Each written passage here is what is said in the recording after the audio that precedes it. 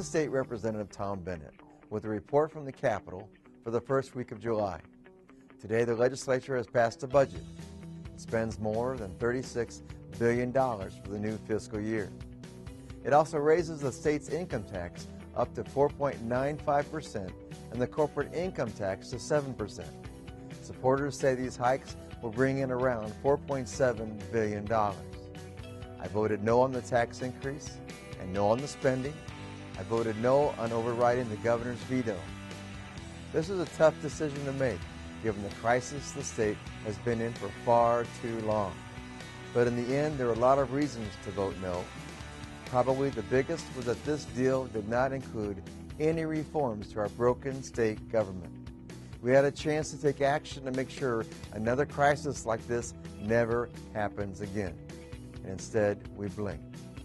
Without reforms to create jobs and address long-term challenges, I fear we will be right back here again in the future dealing with the same problem. We won't solve them with last-minute emergency proposals and the same old tax and spend behavior. Fact is that basically nobody won here. The problems we face are well known. A toxic partisan environment, important state institutions like universities on the verge of collapse, people and jobs moving out of the state by thousands. And every year we fall farther behind our neighbors in job creation.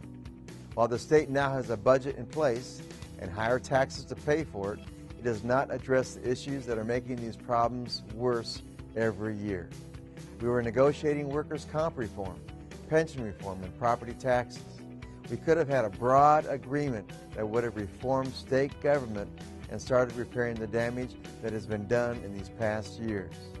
Word around the Capitol was that agreements were close, and as a sign of good faith, Republican leadership and many rank-and-file members, including myself, voted for an amendment to the spending bill Friday morning, thinking it was the first step in the agreement that we all wanted.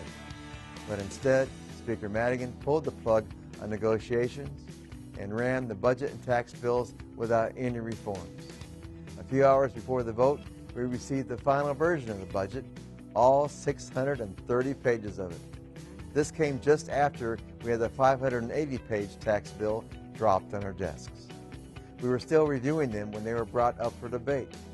I felt like these two actions showed the lack of interest by the Democrats for true debate or true compromise. Without having enough time to read the bill and understand what was in it, but knowing that it did not include any of the reforms that our state sorely needs, I felt the only responsible action was to vote no and continue working for a broad compromise on the budget and reforms. The budget passed the House Sunday and Monday. The Senate passed it on Tuesday.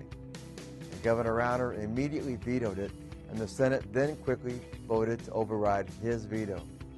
The House followed suit on Thursday, and the budget and tax increase went into effect immediately after the vote.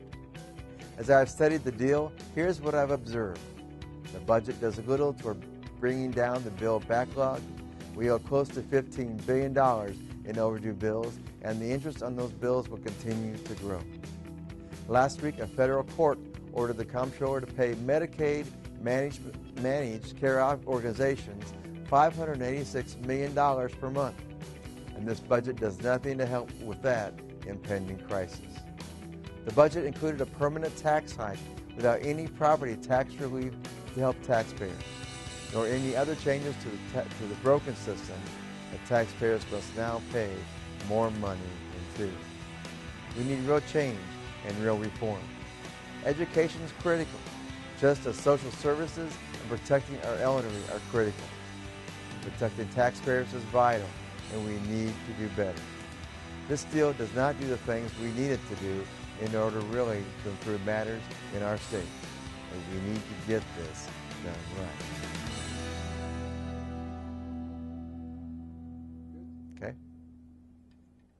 I think we had about